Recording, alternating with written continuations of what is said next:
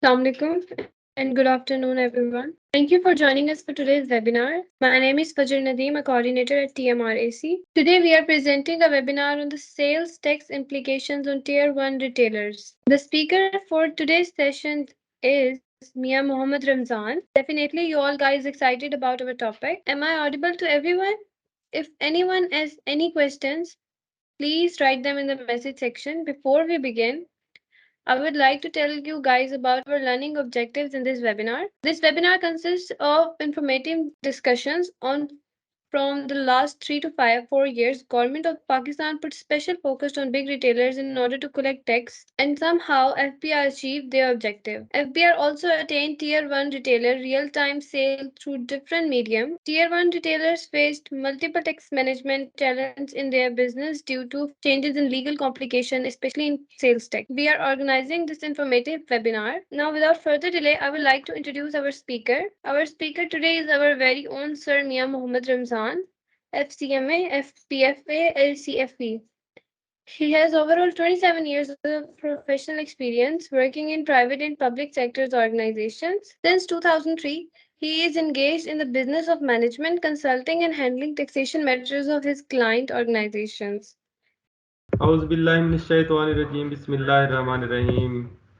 Thank you, Miss Fajar, for introduction, and also thank you, my team, for arranging this webinar. And thank you all the participants for sparing your valuable time to attend our seminar on sales tax implications for Tier 1 retailers.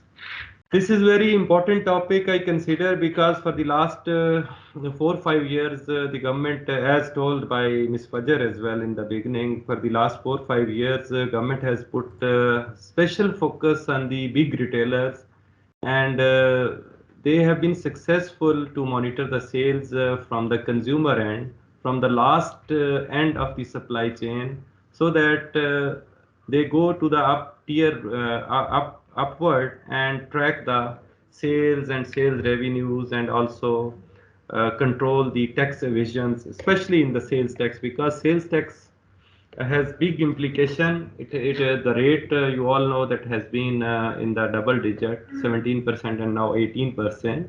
The big amount of the taxes which is being collected by the government, and from the last consumption level, that is the retailer, this has been very important to control at that level, so that the previous chain can be brought into the tax net.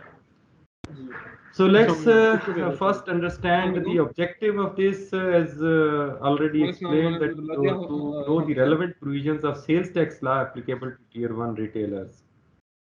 Because there is income tax provisions as well, but for today's topic, we chosen only the sales tax, because this is also a big topic, and we could not cover the whole tax implications on the retailers, but sales tax is most important. So first, for the beginners or who don't know how what the sales tax is, need to know that what is the sales tax. There is an overview on the sales tax. A couple of slides are on that, and then we will come on the specific topic for the Tier 1 retailers. Sales tax is a consumption tax.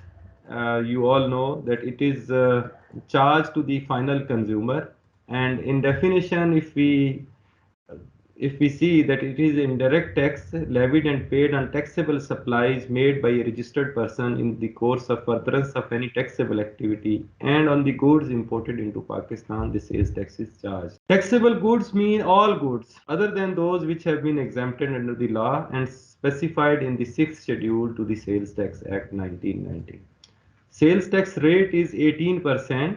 Previously it was 17%. Recently has been changed through the mini budget on the value of supplies, except certain reduced rates or otherwise. Additional tax is also charged against supplies to unregistered persons, that is 3%, that may not be relevant for the retailers, but retailers who are unregistered, those are being charged this additional tax by the suppliers. Tax rates are applied on sales at each stage, on the value addition, and sales tax. That's why sales tax is also called a value added tax. In many countries, this is called VAT, including UAE, UK, and many other countries. This is called VAT. and how it is paid we will try to understand from through the example as well. Then under the Sales Tax Act, who is required to get registered? Who are those persons who are required to be registered under the sales tax law? And section 14 of the Sales Tax Act 1990 and the relevant rules define the following persons are required to be registered under the sales tax law. Any manufacturer who is not running a cottage industry, and cottage industry means a very small industry having turnover, annual turnover uh, up to 10 million rupees, or whose annual utility electricity bills during the last 12 months does not exceed 800,000 rupees. And a retailer who is liable to pay sales tax mean tier 1 retailers, excluding retailers who pay sales tax through electricity bills. As you all know that except tier 1 retailers, all the retailers also pay their tax, and but that is through their electricity bills on their addresses. Then any importer and exporter who intends to obtain sales tax refund against his zero rated supplies, because exports are zero rated, and that's why if they want to adjust their input tax, they also are required to be registered. A wholesaler, dealer, or distributor, wholesaler also include trader, and a person required under any other federal or provincial law to be registered for the purpose of any duty or tax paid if their levy sales tax to be collected under the act. So these are the persons who are required to be registered, and tier 1 retailers are one of them. Who is the retailer and who is the tier 1 retailer? Retailer is defined under under clause 28 of section 2 in the Sales Tax Act. Retailer means a person supplying goods to general public for the purpose of consumption. So जो बंदा जो एक दुकानदार या registered person general public को goods sale करता है, he is called the retailer. और उसके बाद फिर इसी डेफिनेशन में 228 में ये प्रोवाइडेड है कि that any person who combines business of import and retail or manufacture or production with the retail shall notify and advertise wholesale prices and retail prices separately and declare the address of retail outlets as well. तो retailer की जो broader definition है, that is the person who sells the goods to the general public for the purpose of consumption. यानी इसमें जो corporate customers हैं किसी के, तो वो जो अगर कारपोरेट सप्लाईज करता है या नॉन पर्सनस को, एंटिटीज को सप्लाईज करता है, वो रिटेलर नहीं हो सकता।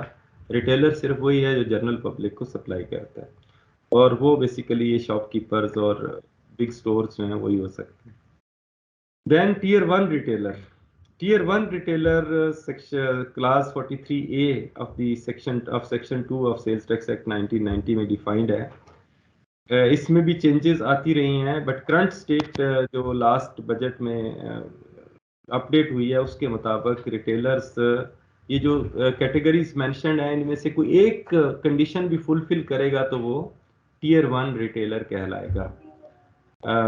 इसमें कैटेगरीज हैं जी। एक retailer operating as a unit of national और इंटरनेशनल चेन ऑफ स्टोर, यानी कोई दो या दो से ज़्यादा जिसके नेशनल या इंटरनेशनल चेन स्टोर होंगे, वो एक टियर 1 रिटेलर की डेफिनेशन में फॉल कर जाएगा। Then a retailer operating in an air condition shopping mall, plaza और सेंटर, यानी किसी भी एयर कंडीशनड शॉपिंग मॉल में कोई भी रिटेलर अगर एग्जिस्ट करेगा तो वो भी टियर 1 रिटेलर कहलाएगा।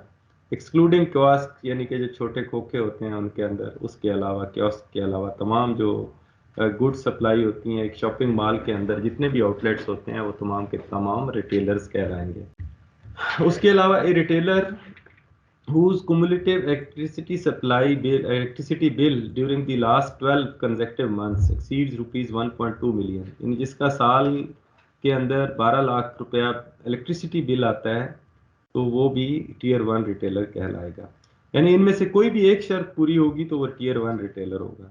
ए wholesaler cum retailer engaged in bulk import supply of consumer goods on wholesale basis to the retailers as well as on retail basis to the general body of consumers। यानी wholesaler cum retailer जो है वो definitely sales tax में registration का liable है, और वो भी टीयर 1 रिटेलर कहलाएगा, जिसके जो कि जनरल पब्लिक को भी सेल करता है।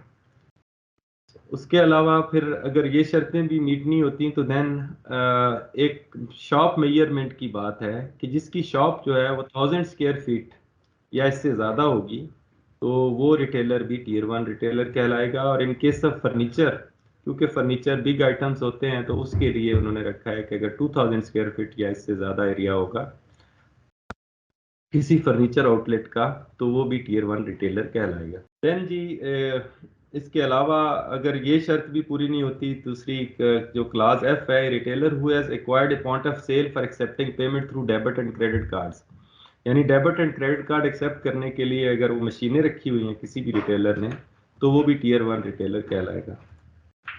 एंड देन एक क्लास ये फाइनेंस सप्लीमेंट्री एक्ट 2022 में फरवरी में ऐड हुई थी, ऑल्दो कि ये अभी तक नोटिफाई तो नहीं हुई। अब सबको अंदाज़ा होगा कि दो जो भी डिस्ट्रीब्यूटर्स हैं, तो जिनको एक सर्टन लिमिट्स तक जिनको टैक्स चार्ज हो चुका होगा, वो भी एफपीआर नोटिफाई करेगा इन दी ऑफिशियल गजट। अभी तक हुआ नहीं है, वैसे ये क्लास तो एडेड है, वो भी टीयर 1 रिटेलर की डेफिनेशन में फॉल कर जाएंगे। देन ये लास्ट जो बिल बजट आया था जून 2022 में, उसमें ये क्लास ज्वेलर्स के लिए एक ऐड की गई। ज्वेलर्स की शॉप्स के लिए जो एरिया लिमिट है वो 300 स्क्वायर फीट या लेस के जो ज्वेलर्स हैं, उसके अलावा जो तमाम ज्वेलर्स हैं वो भी टीयर 1 रिटेलर की डेफिनेशन में फॉल करेंगे। और उन्होंने भी अपने जो भी आर्टिकल्स ऑफ ज्वेलरी हैं या पार्ट्स देयर ऑफ हैं या प्रीशियस मेटल्स हैं या metal of clad with precious metal excluding, यानी उसमें 300 स्क्वायर फीट से कम तक को एक रियायत दी गई है। बाकी तमाम जो है उसके अंदर ज्वेलर्स भी टीयर 1 रिटेलर्स की डेफिनेशन में फॉल करेंगे, और इसमें एरिया लिमिट जो है वो और ज़्यादा कम कर दी गई है।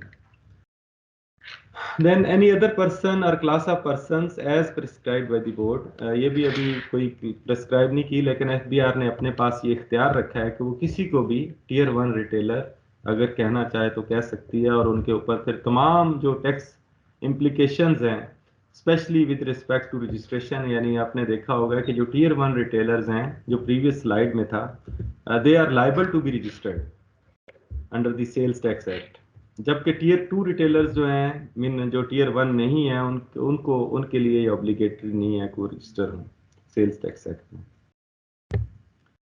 सेल्स टैक्स का अभी थोड़ा सा मैकेनिज्म बयान करते हैं। ये रिटेलर्स के अलावा भी वैसे कैसे इसका मैकेनिज्म वर्क करता है। सेल्स टैक्स जो है is collected on sale of goods के ऊपर ये सेल्स टैक्स है, और ये ट्रांजैक्शन बेस्ड कंज्यूमर टैक्स है, यानी हर ट्रांजैक्शन जो भी सेल होगी उसके ऊपर ये सेल्स टैक्स चार्ज होता है। इसमें टाइप ऑफ टैक्स पेयर्स, यानी गवर्नमेंट को कौन टैक्स जमा करवाते हैं, बेसिकली टैक्स पेयर्स तो इसमें फाइनल कंज्यूमर्स ही हैं, बट गवर्नमेंट को किसने जमा करवाना है, गवर्नमेंट के लिए कौन टैक्स पेयर है, जो बिजनेस एंटिटीज हैं who are liable to be registered, यानी जो टैक्सेबल सप्लाईज कर रहे हैं business entities, those are liable to be registered, और इसमें टैक्स पेयर्स की डेफिनेशन में वो फॉल करेंगे। आल्दो के टैक्स जो है वो फाइनल कंज्यूमर से कलेक्ट करना है, बट जिम्मेदारी इन बिजनेस एंटिटीज की है जिन्होंने कलेक्ट करके गवर्नमेंट ट्रेजरी में जमा करवाना है।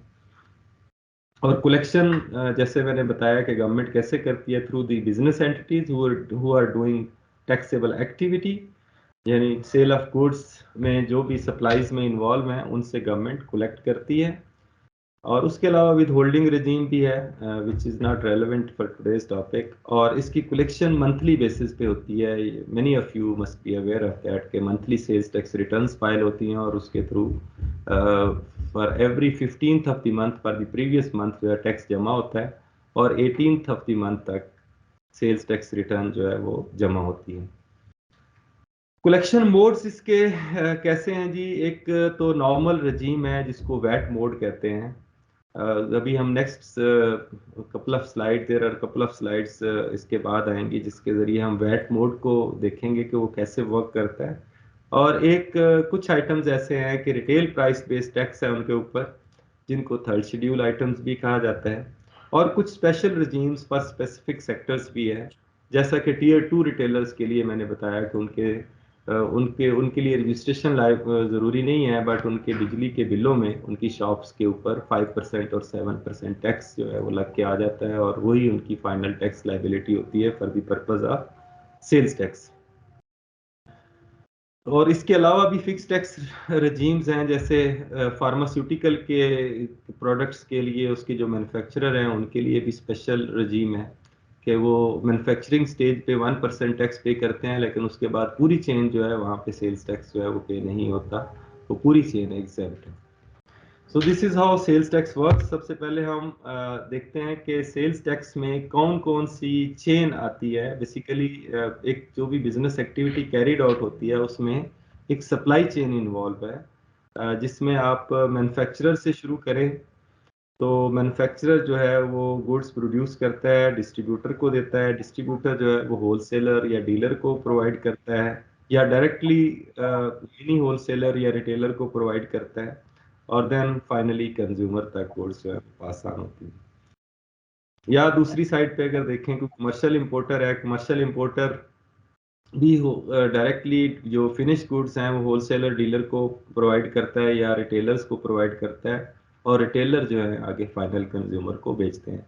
तो this is the supply chain. एक आपको सामने आपके स्लाइड्स आ रही है कि ये सप्लाई चेन ओवरऑल वर्क करती है किसी भी बिजनेस जो टैक्स बिजनेस एक्टिविटी है उसमें, जहाँ पे भी गुड्स सप्लाई होती हैं। तो इस तमाम सप्लाई चेन में कैसे कैसे टैक्स इम्प्लीकेशन आती हैं। तो वैट मोड की जो हम तक बात हुई कि नॉर्मल रजीम जो है वो वैट मोड है, और उसमें इनपुट टैक्स और आउटपुट टैक्स का कॉन्सेप्ट है। बहुत सारे आप में से लर्नर्ड लोग होंगे, उनको पता है कि सेल्स टैक्स जो है वो वर्क करता है इनपुट टैक्स और आउटपुट टैक्स की बेस पे। इनपुट टैक्स जो है उसको हम कहते हैं सेल्स टैक्स ऑन परचेजेस, यानी जो बंदा सप्लाई चेन में कोई भी पार्टी जो है वो अगर परचेज करती है किसी से और उसको सेल्स टैक्स चार्ज होता है उसकी परचेज के ऊपर, तो that is called the input tax. अपने परचेजर को वो गुड्स सप्लाई करती है पार्टी बी को, एक डिस्ट्रीब्यूटर को, और सेल्स टैक्स कितना चार्ज करेगी 18% के हिसाब से। Suppose value of that supply, या एक आइटम है जिसकी वैल्यू जो है 100 रुपया मैन्युफैक्चरर से निकलती है, और सेल्स टैक्स उसके ऊपर चार्ज होगा डेफिनेटली 18%, तो वैल्यू ऑफ सप्लाई कितनी होगी 118। यानी पार्टी बी 118 रुपये का खरीदती है, जिसमें 18 रुपये वो सेल्स टैक्स पे कर चुकी है पार्टी ए को, और पार्टी ए जो है वो गवर्नमेंट ट्रेजरी में जमा करवाएगी। फिर पार्टी बी जो है वही गुड, वही आइटम जो है वो 110 रुपये का फर्दर सेल करते हैं, और उसके ऊपर सेल्स टैक्स अगेन 110 के ऊपर फिर 18% चार्ज होगा, और वो 19.80, यानी 18%, 18% ऑफ 1110 जो है 110 वुड बी 19.80, और टोटल वैल्यू ऑफ सप्लाई हो गई 129.80। यानी पार्टी सी ने जो परचेज किया है पार्टी ए से पार्टी बी से, उसकी value total including of sales tax would be 129.80। अब जो टैक्स लाइबिलिटी है, sales tax liability of party B, वो कैसे कैलकुलेट होगी। उसका आउटपुट टैक्स कितना था, यानी जो उसने सेल्स पे चार्ज किया दैट इज 19.80, और उसने परचेज पे पार्टी ए को पे कर दिया था और वो था 18 रुपीज, वो उसको लेस करेगी, और बाकी जो है पार्टी बी गवर्नमेंट ट्रेजरी में 1.80 जमा करवा देगी। देन इसको फर्दर एग्जांपल को हम एनहांस करते हैं कि पार्टी सी जो है वो आगे पार्टी बी को गुड्स वही आइटम जो है वो सेल करती है, यानी उसकी रिटेल प्राइस सपोज 140 है, तो 118 रुपये 64 पैसे उसकी वैल्यू एक्सक्लूडिंग सेल्स टैक्स है, उसके ऊपर सेल्स टैक्स चार्ज होगा 21.36 रुपीज, और टोटल वैल्यू ऑफ सप्लाई 140 होगी। अब पार्टी सी ने कैसे सेल्स टैक्स पे करना है, उसने भी अगेन वही मैकेनिज्म इख्तियार करना है, इनपुट टैक्स माइनस करना है आउटपुट टैक्स से, और जो बाकी बचा वो गवर्नमेंट ट्रेजरी में जमा करवाना है। यानी आउटपुट टैक्स इसका क्या हुआ, पार्टी सी का आउटपुट टैक्स जो इसने पार्टी डी को चार्ज किया 21.36, और इनपुट टैक्स उसका क्या हुआ जो उसने प्रीवियस पार्टी को पार्टी बी को पे किया था while purchasing the goods from party B 19.80। 19.80 यहाँ पे ये पे कर चुका था, और उसमें से वो लेस करके बाकी जो बचा वो 1.56 जो है वो उसने गवर्नमेंट ट्रेजरी में जमा करवाना है। सपोज पार्टी डी जो है वो फाइनल कंज्यूमर है, यानी ये चेन खत्म नहीं होती जब तक फाइनल कंज्यूमर तक नहीं पहुंच जाता। उसके दरमियान में जितनी भी पार्टीज इन्वॉल्व होंगी वो इसी तरीके से सेल्स टैक्स चार्ज करती रहेंगी, और उसमें वैल्यू एडिशन जितना होगा उसके ऊपर सेल्स टैक्स उसका जितना बनेगा वो पे कर देंगे। I think this is very simple example, और इस तरीके से सेल्स टैक्स वर्क करता है। इसको नॉर्मल रजीम कहते हैं और इस तरीके से ही होना चाहिए। बट इन पाकिस्तान मैंने जैसे बताया कि यहाँ पे कुछ और रजीम भी चल रही है। एक यहाँ पे चलती है रिटेल प्राइस टैक्स रजीम। अब रिटेल प्राइस टैक्स रजीम जो है वो कैसे चलती है, इसमें बेसिकली गवर्नमेंट चाहती है कि उसको up front at the stage of manufacture, यानी कि यहाँ से ओरिजिनेट होता है सप्लाई चेन में, पहला जो जहाँ से ओरिजिनेशन होती है किसी भी सप्लाई की, वो मैन्युफैक्चरर है या कमर्शियल इंपोर्टर है, तो वहाँ से ओरिजिनेशन यहाँ से होती है, वहीं पे ही पूरी अमाउंट पे सेल्स टैक्स जो है वो ले लिया जाए, सो दैट के गवर्नमेंट को अप फ्रंट पहले ही ज़्यादा पैसे मिल जाएं। और उसकी दो तीन रीजंस थी। एक तो यह है कि गवर्नमेंट को पहले पैसे मिल जाएं, दूसरा ये था कि फर्दर चेन में टैक्स एवेजन जो होती थी प्रीवियसली, उसको कंट्रोल करना गवर्नमेंट के लिए इतना आसान नहीं था, और उसमें जो टैक्स एवेजन की वजह से गवर्नमेंट एक्सचेकर को लॉस होता था, तो उस वजह से उन्होंने ये सोचा कि हम जो ओरिजिनेशन स्टेज है वहीं पे ही जो कंजम्पशन प्राइस है उसके ऊपर सेल्स टैक्स ले लें। तो इस मेथड्स उसके लिए फिर आइटम स्पेसिफाई किए। वो normally fast moving consumer goods हैं, हाउस होल्ड आइटम्स हैं, हम उसकी लिस्ट भी है आगे, उनके ऊपर सेल्स टैक्स जो है वो इस रिजीम के तहत पे होता है। अब हम इसकी एग्जांपल ऐसे समझते हैं, सपोज एक हाउस होल्ड गुड्स आइटम है जो कि प्रोड्यूस हुआ है मैन्युफैक्चरर के पास, और मैन्युफैक्चरर ने एक 100 रुपये का पार्टी बी को बेचा। पार्टी बी सपोज एक डिस्ट्रीब्यूटर है, तो पार्टी बी को 100 रुपये का बेचा, बट सेल्स टैक्स प्राइस उसकी जो गवर्नमेंट ने कहा हुआ है कि वो प्रिंट होनी चाहिए उस आइटम के ऊपर, वो प्रिंटेड जो प्राइस थी वो 140 थी। तो सेल्स टैक्स जो है 140 की प्रिंटेड प्राइस के ऊपर ही सेल्स टैक्स गवर्नमेंट ने लेना है। तो उसको फिर क्योंकि वो जो प्राइस प्रिंटेड होती है वो इंक्लूडिंग सेल्स टैक्स होती है, उसको डिवाइडेड बाय 1.188 करेंगे तो उसकी वैल्यू एक्सक्लूडिंग सेल्स टैक्स आ जाएगी, जो कि 118.64 है, और इसमें सेल्स टैक्स कितना शामिल हुआ 140 में 21.36। तो अब पार्टी बी ने जो पार्टी ए को अमाउंट पे करनी है वो 100 रुपीज प्लस 21.36 121.36 पार्टी बी जो है वो पार्टी ए को पे करेगी, जिसमें 21.36 टैक्स है। हाँ, पार्टी बी वही गुड्स जो है वो पार्टी सी को सेल कर देती है। पार्टी सी को सपोज जो प्रीवियस एग्जांपल थी उसमें भी 110 रुपये विदाउट टैक्स उसने उसको बेचा था पार्टी सी को, लेकिन इसमें भी सेल्स टैक्स जो चार्ज होना है वो 21.36 वही रिटेल प्राइस पे ही होना है, क्योंकि रिटेल प्राइस प्रिंटेड है।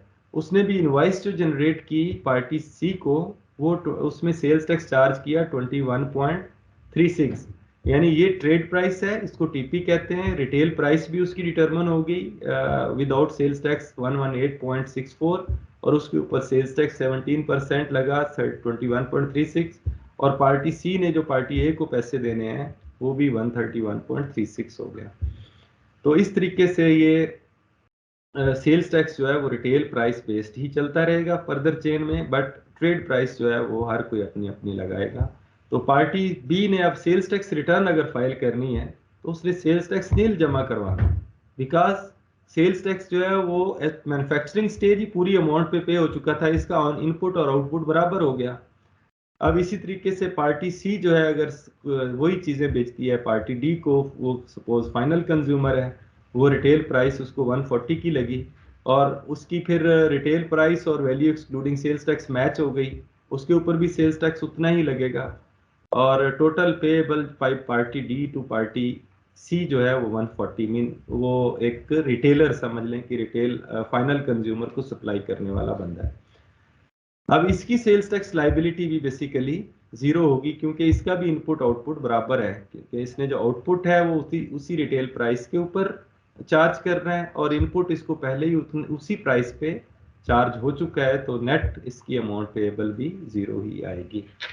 तो ये एक थर्ड शेड्यूल आइटम्स हैं। बहुत सारे लोगों को सिर्फ ये अंदाज़ा है कि थर्ड शेड्यूल आइटम्स जो हैं उनके ऊपर सेल्स टैक्स मैन्युफैक्चरिंग स्टेज पे हो जाता है, इसलिए फर्दर टैक्स नहीं होता। तो वो क्यों नहीं होता, उसकी एग्जांपल इससे आपको थोड़ा अंदाज़ा हो जाएगा कि किस लिए नहीं होता। ये थर्ड शेड्यूल आइटम्स हैं जो कि थर्ड शेड्यूल में मेंशन्ड हैं, जैसे fruit juices, ice cream, aerated waters and beverages, syrups, squashes, cigarette, toilet soaps, detergents, shampoo, toothpaste, shaving cream, perfumery items, tea, powder drinks, milky drinks. ये जितने आइटम्स यहाँ पे मेंशन्ड हैं, इनके ऊपर जो सेल्स टैक्स है वो एट मैन्युफैक्चरिंग स्टेज पूरी रिटेल प्राइस पे हो जाता है। और अक्सर आपने देखा होगा, जो कि बहुत सारे ऑडियंस ऐसे भी होंगे कि इन आइटम्स के ऊपर इनकी प्राइस जो है रिटेल प्राइस प्रिंटेड होती है, और इसका मतलब मकसद यही है कि रिटेल प्राइस प्रिंटेड हो और sales tax at first origination base पे गवर्नमेंट को मिल जाए अपफ्रंट, और बाद की चेन में वो ट्रेवल करेगा सेल्स टैक्स पूरी चेन में। जैसे रिटेलर्स भी हैं, वो भी थर्ड शेड्यूल आइटम सेल करते हैं, बट उन्होंने भी उनकी लाइबिलिटी नॉर्मली जीरो रहती है उस थर्ड शेड्यूल आइटम्स में, बिकॉज सेल्स टैक्स उन आइटम्स के ऊपर पहले ही ज़्यादा पे रिटेल प्राइस के ऊपर पे हो चुका होता है, जैसा कि इस एग्जांपल में आप सबने देखा। जी डियर ऑडियंस, आई थिंक आप बोर नहीं हो रहे होंगे, थोड़ी सी टेक्निकल सी कंप्यूटेशन कैलकुलेशन थी, but to understand the sales tax regime के नॉर्मल रजीम और थर्ड शेड्यूल आइटम्स की रजीम कैसे वर्क करती है, इट वाज नेसेसरी, और आई कंसिडर्ड इट नेसेसरी कि आप सबको अच्छे तरीके से समझ आ जाए, क्योंकि ये वाली जो अंडरस्टैंडिंग है ये बहुत ज़्यादा एप्लीकेबल है, specially with respect to retailers, क्योंकि रिटेलर्स के अराउंड मोर देन 50% आइटम्स जो हैं वो अराउंड 50% आइटम्स थर्ड शेड्यूल से बिलोंग करते हैं, और उसमें उन्होंने सेल्स टैक्स ऑलरेडी पे किया होता है, सब्जेक्ट टू द कंडीशन कि उनको प्रॉपर सेल्स टैक्स इनवॉइस मिले, तो वो उसको क्लेम करेंगे, तो फिर उनकी सेल्स टैक्स लाइबिलिटी अपनी नहीं बनेगी, यानी उन्होंने फर्दर टैक्स पे नहीं करना होता बेसिकली। इसके अलावा एक रिड्यूस रेटेड गुड्स भी हैं कुछ। एट्थ शेड्यूल का नाम सुना होगा आपने, इसमें पहले काफ़ी सारी आइटम्स थे, even fat field milk cream और बाकी सारे आइटम्स भी थे। लास्ट ईयर रिड्यूस रेट ख़त्म कर दिए गए बजट से पहले ही, बल्कि फाइनेंस सप्लीमेंट्री एक्ट तो 2022 में आया था जनवरी में, उसमें लेकिन अभी still there are certain items जिनके ऊपर रिड्यूस रेट एप्लीकेबल है। वो अगर रिटेल आउटलेट्स पे बिकते हैं तो उनके ऊपर रिड्यूस रेट एप्लीकेबल होगा, अगर वैसे बिकते हैं तो उनके ऊपर होगा, जैसे लैपटॉप कंप्यूटर्स वगैरह हैं उनके ऊपर 5% सेल्स टैक्स है, but without input tax adjustment. Normally reduce rated जो आइटम्स होते हैं उनके ऊपर input tax adjustment government allow नहीं करती। जो सेकेंड हैंड वॉर्न क्लोथेज हैं उसके ऊपर भी 5% है। मेडिसिन में जैसे मैंने बताया कि सिर्फ मैन्युफैक्चरिंग स्टेज पे 1% मैन्युफैक्चरर ने सेल्स टैक्स पे करना है, और उसके फर्दर जो है चेन में सेल्स टैक्स नहीं है। उसके अलावा ज्वेलरी आइटम्स, जैसे कि मैंने बताया था कि ज्वेलर्स भी बल्कि छोटी शॉप में ज्वेलर्स जो बैठे हुए हैं उनके ऊपर भी सेल्स टैक्स एप्लीकेबल है, और टीयर 1 रिटेलर्स की डेफिनेशन में फॉल करते हैं, they are also required to be registered under the sales tax act. तो उनके ऊपर सेल्स टैक्स जो है वो 3% है without input tax adjustment. Then अभी रिसेंटली एक SRO 297 इंट्रोड्यूस हुआ, जिसमें कुछ चीज़ों पे enhanced rate of sales tax लगाया गया, और उसमें टेबल 1 और टेबल 2 दो टेबल्स दिए गए, जिसमें 25% सेल्स टैक्स है। और इसमें बेसिकली कौन से आइटम्स हैं, ये टेबल 1 में आइटम्स नॉर्मली वही हैं जो कि इंपोर्टेड आइटम्स होते हैं। इंपोर्टेड आइटम्स के ऊपर सिर्फ होगा, अगर सेम आइटम लोकल होगा तो उसके ऊपर सेल्स टैक्स रेट एट 18% होगा, और अगर इंपोर्टेड होगा तो उसके ऊपर 25% होगा।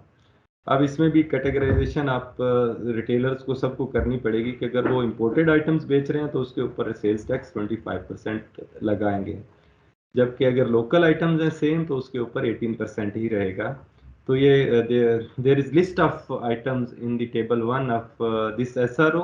वो आपको वेबसाइट से बिल्कुल ऊपर ऊपर पड़ा हुआ है। अगर आप FBR की वेबसाइट पे जाएं तो सबसे आखिरी जो SRO है वो 297 ही है। उसको अगर डाउनलोड करें तो उसमें आइटम्स लिस्ट आपको मिल जाएगी। Then there is zero rating regime as well.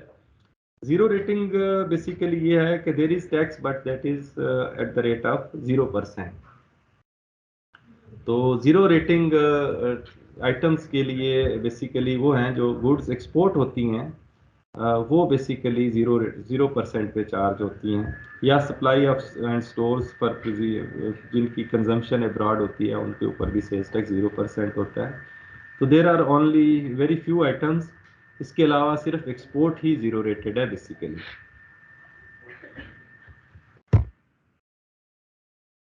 Then जैसे कि शुरू में मैंने बताया था कि तमाम गुड्स जो कि टैक्सेबल हैं उनके ऊपर सेल्स टैक्स चार्ज होता है 18%।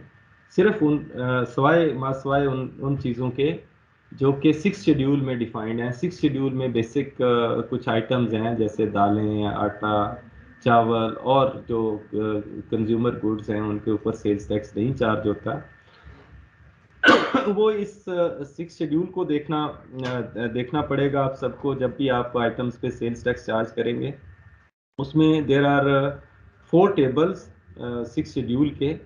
एक टेबल ऐसा है जिसमें आप इंपोर्ट स्टेज और उसकी फर्दर सप्लाईज जो हैं उनके ऊपर सेल्स टैक्स की एग्जेम्पशन हैं।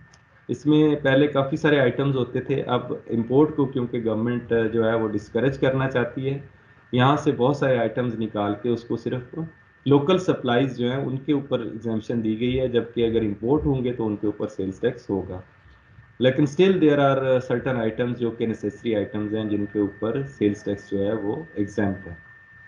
उसके अलावा लोकल सप्लाईज मीन के जो लोकली मैन्युफैक्चर्ड गुड्स हैं उनकी अगर लोकल सप्लाईज होती है तो उनके ऊपर सेल्स टैक्स एग्जाम्प्ट होगा। तो ये टेबल 2 में दी गई हैं। देन टेबल 3 है कंडीशनल एग्जाम्पशंस। कंडीशनल एग्जाम्पशंस जो हैं वो बेसिकली वो हैं जैसे जिसके अंदर सर्टन कंडीशंस आ जाती हैं कि कौन से, जैसे एक्सपोर्ट प्रोसेसिंग जोन्स के लिए कुछ आइटम्स जो हैं वो एग्जाम्प्ट हैं, या ऐसी प्लांट एंड मशीनरी है जो अगर इंपोर्ट होती है उसमें certain with respect to certain condition जो है उसकी एग्जाम्पशन है गुड्स की, सेल्स टैक्स उनके ऊपर चार्ज नहीं होगा, तो वो टेबल 3 में प्रोवाइडेड है। देन टेबल 4 है exemption of specified goods supplied with in the limits of border substance markets established in cooperation with Iran and Afghanistan. ये कुछ मार्केट्स हैं Iran Afghanistan border substance markets establish की गई हैं जहाँ पे सेल्स टैक्स जो है वो चार्ज नहीं होता। उनकी कुछ गुड्स की एग्जाम्पशन दी गई हैं, उसमें गुड्स स्पेसिफाइड है इस टेबल में। यहाँ तक तो जी हमने देखा कि कुछ हमने कॉन्सेप्ट समझे, टीयर 1 रिटेलर की डेफिनेशन को समझा, रिटेलर की डेफिनेशन को समझा। Now we come to the point के टीयर 1 जो रिटेलर्स हैं अब उनके ऊपर कौन सी टैक्स इम्प्लीकेशंस हैं, वर्क जैसे करेगा वो तो मैंने साथ साथ बता दिया।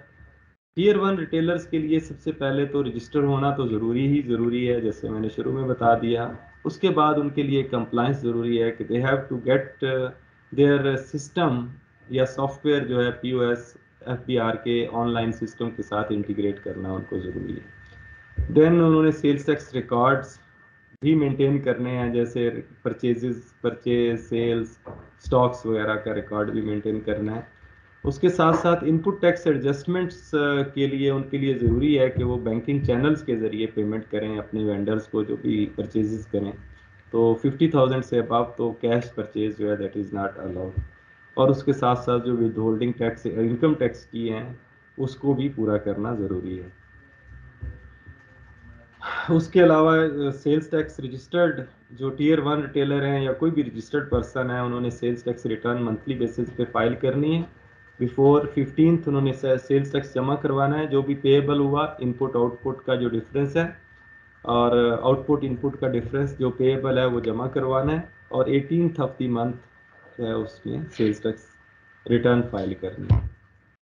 अच्छा, सबसे पहले हम पीओएस इंटीग्रेशन की तरफ आते हैं कि ऑनलाइन इंटीग्रेशन जो है इसके ऊपर बहुत ज़्यादा फोकस रखा गया फॉर द लास्ट 4-5 ईयर्स, और इसमें हेवी पेनल्टीज और जुर्माने भी रखे गए। अगर आप पिछले 3 साल के बजट्स उठा के देखें या मिनी बजट्स भी देखें, एक्सेप्ट दिस वन, इसमें भी कुछ आइटम्स के ऊपर आप देखें रिटेल प्राइस पे सेल्स टैक्स जो है वो बढ़ाया गया है। उसमें मेजर जो अमेंडमेंट्स आती रही हैं वो sales tax monitoring of the tier 1 retailers पे आती रही हैं। तो ये ऑटोमेशन ऑफ दी सिस्टम्स जो है या ऑनलाइन इंटीग्रेशन, ये बेसिकली 2088 से स्टार्ट हुई थी।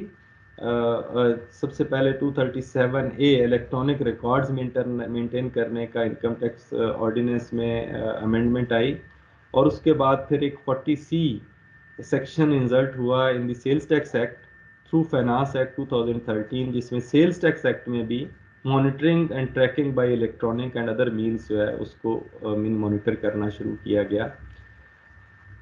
और उसके बाद आप सबको अंदाज़ा होगा कि इन 2015 सेल्स टैक्स जो टीयर रिटेलर्स थे उनकी integration with FBR online portal जो है वो शुरू हुई। और उस सबसे पहले इन 2015 certain businesses like restaurants, cafes और जो उसके चेन स्टोर्स थे टेक्सटाइल के, उनकी इंटीग्रेशन जो है वो शुरू की गवर्नमेंट ने। फिर 2018 में सख्ती हुई टीयर 1 रिटेलर्स की इंटीग्रेशन के लिए, और इस तरीके से आहिस्ता आहिस्ता करते करते अब ऑलमोस्ट बहुत सारे जो टीयर 1 रिटेलर्स हैं they are integrated with the FBR system, और उनकी रियल टाइम में जो सेल्स मॉनिटरिंग है वो एफबीआर कर रहा है। एक एक इनवाइस के ऊपर क्यूआर कोड लगता है और वो डायरेक्टली एफबीआर के सिस्टम पे जाती है। और उसके साथ साथ गवर्नमेंट ने इकोनॉमी स्कीम भी रखी हुई है, anyone can verify that invoice on the FBR portal कि एफबीआर को सेल रिपोर्ट हुई है या नहीं हुई है। इसके लिए रूल्स जो हैं वो टीयर 1 रिटेलर्स के लिए आए, जो चैप्टर इसका था chapter 14AA of the sales tax rules, जो online integration of tier 1 retailers के लिए इंट्रोड्यूस हुई। उसमें जो ऑब्लिगेशन थी टीयर 1 रिटेलर्स की, उनको ये ऑब्लिगेटरी पाबंद किया गया कि they have to install physical electronic devices and software जो कि एफबीआर से अप्रूव्ड हूँ और वो एफबीआर के पीओएस सिस्टम के साथ इंटीग्रेट हूँ। उसमें एक लंबी चौड़ी रिक्वायरमेंट है। अभी तो बहुत सारे लोग रजिस्टर्ड हैं, उन सबको अंदाज़ा होगा कि आपने सबसे पहले अपना आउटलेट जो है कोई भी उसको रजिस्टर करवाना होता है, फिर उसके अंदर हर एक जो मशीन है उसको भी उसके साथ रजिस्टर करवाना होता है, और जो भी आपकी इनवॉइस निकलेगी किसी भी कस्टमर को, वो उसमें क्यूआर कोड जनरेट होता है और रियल टाइम में कम्युनिकेट कर रहा होता है विद द एफबीआर सिस्टम, और साथ साथ आपको कस्टमर को वो क्यूआर कोड वाली इनवॉइस जो है वो मिलती है। इसके साथ साथ इसमें रिक्वायरमेंट जो 151 रूल 150ZEB जो है उसके तहत इंटीग्रेटेड सप्लायर जो है shall prominently display on each outlet a signboard bearing FBR official logo along with the text के integrated with FBR, यानी वहाँ पे लिखा होना चाहिए, इंटीग्रेट भी होना चाहिए और ये लिखा भी होना चाहिए। And also the registration number of each POS, यानी हर पीओएस जो है उसके अंदर जो पॉइंट ऑफ सेल की आपके टिल्स हैं उनके ऊपर भी ये उनका जो रजिस्ट्रेशन नंबर है वो भी लिखा होना चाहिए, verifiable through the board's verification services. And उसमें फर्दर ऑब्लिगेशंस ये हैं कि online sales made through website hosted with registered domain name shall also be treated as sale made through point of sale. अगर ऑनलाइन ई कॉमर्स आप सबको अंदाज़ा है कि बहुत ज़्यादा अब मशहूर है और ई कॉमर्स के ज़रिए भी बहुत सारी परचेजिंग होती है, तो उसको भी इसी का ही पार्ट बनाया गया है कि जो भी वेबसाइट्स के थ्रू सेल होगी उसको भी इसी का सिस्टम का पॉइंट ऑफ सेल ही समझा जाएगा, और किसी भी आउटलेट का अगर ऑनलाइन सेल है आउटलेट से जाती है तो उसकी भी इनवॉइस प्रॉपरली वैसे ही इशू होगी। और such website or websites shall be registered with the computerized system with the following details like domain name provider, name of the service provider managing the website, and address of the supply centers and warehouses. तमाम इसमें ये जो online sale करते हैं through web कुछ outlets, उनके लिए भी ये ज़रूरी है कि वो सेल को भी POS सिस्टम से के थ्रू मैनेज करें। उसके साथ साथ 150ZEB19 जो है उसमें online sale made through website hosted with registered domain name shall also be treated as sales, यानी वो वाली जो है बेसिकली ये रिपीट हुई है। ऑब्लिगेशन एंड रिक्वायरमेंट्स 50ZEB जो 19 है, इसके तहत sales made through social media portals की जो होगी shall also be treated as covered under this sub rule if the same are recorded and transmitted through point of sale in real time, and provisions of sub rule 5-6 वो है उसी तरीके से apply होगी। जो सोशल मीडिया के through cell होगी उसकी भी POS इनवॉइस जो है वो वैसे ही जनरेट होगी और FBR को साथ साथ रियल टाइम में रिपोर्ट होगी। इसके साथ साथ इसी ऑनलाइन इंटीग्रेशन के जो रूल्स हैं चैप्टर 14AA उसमें इंटीग्रेटेड सप्लायर जो है उस जो भी होगा वो shall maintain the record of all the sales and transaction made from a notified outlet और and at that outlet and also at the notified central location वो उसको मेंटेन करेगा। The integrated supplier shall provide access to the premises as well as the specific record required to the inland revenue officer as authorized by the commissioner concerned। अगर commissioner concerned है authorized कोई भी बंदा आता है उनको record दिखाना भी उनके लिए ज़रूरी है। और other provisions of the act regarding record maintenance and access and वो भी यानी कि रिकॉर्ड मेंटेनेंस, जो पिछली स्लाइड्स में मैंने बताया कि उन्होंने सेल परचेज का हर किस्म का रिकॉर्ड मेंटेन करना है, वो भी रखना ज़रूरी है। And FBR shall issue the key performance indicators for the product audits. वो उनके ऑडिट्स अक्सर वो करते हैं, मिस्ट्री शॉपिंग भी करते हैं। इसमें ये उन्होंने ये कहा है कि कॉन्सिक्वेंसेज ऑफ नॉन कंप्लायंसेस जो हैं अगर ये इन रूल्स के फॉलो नहीं किया जाएगा तो इंटीग्रेटेड जो कि इसमें कोई भी सिस्टम में टेम्परिंग या कुछ ऐसा काम करेगा तो उसकी पूरी की पूरी इनपुट भी डिसअलाउ होगी और उसके साथ और भी बहुत सारी सज़ाएं उनके लिए पेनल्टीज़ और बाकी भी प्रोवाइडेड की गई हैं इस रूल्स में। स्पेशली ये पेनल्टी सीलिंग और डी सीलिंग की है कि टीयर 1 रिटेलर्स अगर एक दिन में 3 ऐसी इनवॉइसेस इशू करें जो कि वेरीफाई ना हो सके FBR के QR कोड में, या 5 अनवेरीफाइड इनवॉइसेस इन 7 डेज, यानी 7 दिन में 5 अनवेरीफाइड इनवॉइसेस निकल आएँ अगेंस्ट सिंगल STRN, तो कमिश्नर कंसर्न जो है वो बिजनेस को सील कर सकता है। यानी इसमें काफ़ी ज़्यादा सख्त सज़ाएँ रखी गई सो दैट के कोई भी आउटलेट जो टीयर 1 रिटेलर्स का है वो अनइंटीग्रेटेड ना रह जाए और उसमें भी फर्दर कोई एम्बेजलमेंट या कोई फ्रॉड एलिमेंट ना हो, उसके लिए स्पेशली ये और डी सीलिंग भी खैर हो सकती है उसमें बाय पेइंग पेनल्टी और जितना सेल्स टैक्स है। इसके अलावा इसमें अगर इंटीग्रेशन नहीं करता कोई भी तो उसकी भी हैवी पेनल्टीज़ हैं, इस स्लाइड पे ज़ाहिर हो रही हैं कि 5 लाख तक है या 200% तक, और उसके अलावा स्पेशल जज 2 साल की इम्प्रिजनमेंट और 2 मिलियन पेनल्टीज़ तक इसमें बेसिकली सज़ाएँ हैं। और जो किसी को अपने ऑफिस में आने से मना करता है किसी भी ऑफिसर को, उसके ऊपर भी जुर्माने हैं। और उसके अलावा ये जो पर्सन रिक्वायर्ड है टू बी इंटीग्रेटेड और वो नहीं करता तो फर्स्ट नोटिस पे 5 लाख जुर्माना है, दूसरे पे 1 मिलियन और तीसरे पे 2 मिलियन और चौथे नोटिस पे 3 मिलियन तक इसमें फ़ाइन है। तो ये सारी बहुत सख्त पेनल्टीज़ हैं सेक्शन 33, 24 एंड 25A में अगर कोई कंप्लाई नहीं करता, इंटीग्रेट नहीं करता या प्रॉपर उसमें कोई मसाइल पैदा करता है।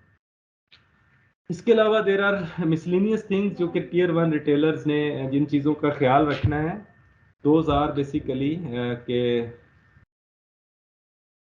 टीयर 1 रिटेलर जो इंटीग्रेट नहीं करता उसका इनपुट टैक्स जो है वो डिसअलाउ हो जाएगा अप टू 60%, और retailer also importing goods and operating chain of stores shall be allowed input tax adjustment इसमें एक प्रोविजन ये भी है कि जो इम्पोर्टर है और चेन स्टोर चला रहा है तो उसको 95% तक इनपुट टैक्स जो है वो अलाउ होगा, वेयर एज बाकी सब के लिए 90% है, जो इंटीग्रेटेड है उनके लिए 95% है। Point posting of inland revenue officer, ये भी 40B भी समटाइम्स लग जाती है, सबको अंदाज़ा है 40B में ये है कि इनलैंड रेवेन्यू ऑफिसर जो हैं वो डायरेक्टली बैठते हैं आपके आउटलेट्स पे और मॉनिटर करते हैं सेल्स वगैरह को। इसमें एक और छोटी सी क्लास है 52A, रूल 52A है कि अगर डिप्लोमेट्स और डिप्लोमेटिक मिशंस अगर कोई अपना मिनिस्ट्री ऑफ फॉरेन अफेयर्स का लेटर दिखाते हैं कि हमें सेल्स टैक्स ना चार्ज किया जाए, तो आप उनको 0% पे भी सेल्स टैक्स इनवॉइस इशू कर सकते हैं। और सर्विस चार्जेस पर POS ₹1 पर इनवॉइस, ये भी FBR ने अप्लाई किया और तमाम अब एक इनवॉइस के ऊपर ₹1 जो है वो चार्ज कर रहे हैं, वो भी गवर्नमेंट को पे होता है on month with along with monthly sales tax return. अच्छा, आखिर में हम tax management by tier 1 retailers यानी टेक होम क्या है आज की प्रेजेंटेशन से, और उसके अलावा भी हमारी एक्सपर्टीज से, क्योंकि we have many clients of tier 1 retailers as well. और उसमें आप सबको जो एडवाइस है उसमें यह है कि आप जो भी टीयर 1 रिटेलर है वो सेल्स टैक्स में रजिस्टर हो और monthly sales tax return in time file करे, और अपने तमाम आउटलेट्स को, पॉइंट ऑफ सेल्स को, आउटलेट्स को इंटीग्रेट करे विद FBR POS सिस्टम, और प्रोमिनेंटली मेंशन POS इंटीग्रेटेड, यानी वहाँ पे मेंशन होना चाहिए सो दैट कोई भी FBR का ऑफिसर या कोई भी विजिट करे तो वहाँ पे उसको उनको सामने ही नज़र आ जाए, बजाय कि वो फर्दर डिग आउट करे और आपको इन्वेस्टिगेट करे। और टैक्स रजिस्ट्रेशन सर्टिफिकेट भी डिस्प्ले होना चाहिए। इसमें एक और रिक्वायरमेंट है रूल्स की ही कि आपने CCTV रिकॉर्डिंग जो है पर 1 मंथ, 1 महीने की CCTV रिकॉर्डिंग भी रखनी है, और अगर FBR रिक्वायर करे तो वो उनको CDs पे या DVDs पे या USB पे आपने कॉपी करके देनी है अगर वो ऑडिट करना चाहें। और इनवाइसेस जो हैं वो तमाम QR कोड वाली इशू करें। उसमें अगर आपके सिस्टम में कोई मसला भी है तो उसमें भी प्रोवाइडेड है कि वो उसके बाद भी QR कोड जनरेट किया जा सकता है। और facility of debit and credit card machine, ये भी बेसिकली ऑब्लिगेटरी है कि जो भी टीयर 1 रिटेलर है उनको चाहिए कि वो बैंकों से डेबिट क्रेडिट कार्ड मशीन जो है वो भी लें, सो दैट के ऑनलाइन डिजिटल पेमेंट्स जो हैं उसकी भी इसके बारे में भी काम हो रहा है कि ज़्यादातर डिजिटल पेमेंट्स की तरफ शिफ्ट किया जाए तमाम कंज्यूमर्स को, सो दैट के इसमें फर्दर डाटा FBR के पास इकट्ठा हो एट कंजम्पशन लेवल। ₹1 आपने फ़ी भी चार्ज करनी है पर इनवॉइस, ये पर इनवॉइस है, ये बेशक इनवॉइस अगर आपकी ₹100 की है या 1 लाख की है, ये ₹1 ही रहेगा, ये कोई परसेंटेज वाइज नहीं है, पर इनवॉइस है। और ये भी गवर्नमेंट FBR को जमा करवानी है अलॉन्ग विद रिटर्न। अच्छा, आपने अगर टैक्स लायबिलिटी को रिड्यूस करना है तो परचेजेस जो हैं वो कोशिश करें कि रजिस्टर्ड पर्सन से करें और उनसे प्रॉपर इन्वाइसेस लें, और इसको इंश्योर करें कि वो आपकी इन्वाइसेस को एनेक्सर C में अपनी सेल्स में डालें, सो दैट कि you can claim the input tax. और अनरजिस्टर्ड से अगर लेंगे तो वो आप उसको उसका कोई इनपुट का टैक्स जो है वो क्लेम नहीं होगा। एनी हो, अगर एग्जाम्प्ट सप्लाईज भी लेते हैं तो उसकी भी प्रॉपर इन्वाइसेस रखना ज़रूरी है और उनको भी डिक्लेयर करना ज़रूरी है। इनकम टैक्स और सेल्स टैक्स की विद होल्डिंग अगर एप्लीकेबल है तो वो भी होनी चाहिए, और बैंकिंग चैनल्स के ज़रिए पेमेंट्स करें। और सॉफ्टवेयर में मैनेज करने के लिए आप तमाम जो सप्लाईज हैं या आइटम्स हैं उनको कैटेगराइज करें into exempt, zero rated, reduce rate, standard rate, goods या थर्ड शेड्यूल आइटम्स में प्रॉपरली कैटेगराइज करें, क्योंकि आपकी जब रिटर्न फाइल होती है तो उसमें भी कंप्यूटेशन आपको वैसे ही करनी पड़ती है, और उसके मुताबिक आप सेल्स को मैनेज कर सकते हैं और डिक्लेयर कर सकते हैं।